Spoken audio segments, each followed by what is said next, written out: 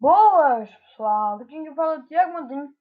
E agora já estive a gravar o vídeo do LOL, já publiquei.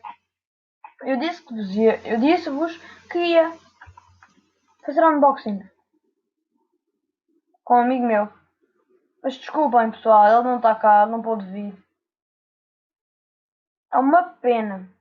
Eu queria que ele estivesse cá. Mas olhem, pessoal, vou abrir. Abrir. Depois eu mando o vídeo para ele ver. Bora lá ver o que é que nos sai, pessoal.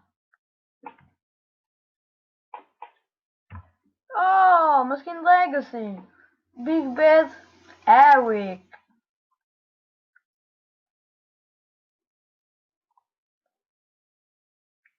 Orcs da cinza, pessoal. Brutal.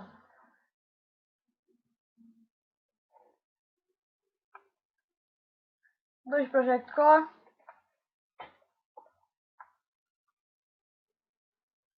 E mais nada, pessoal. Agora eu conto-vos uma história.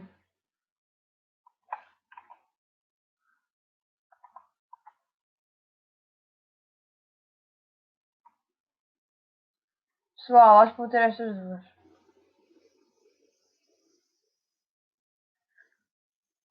Eu não gosto muito destes Champions, por isso vou dar reroll, pessoal, nova skin.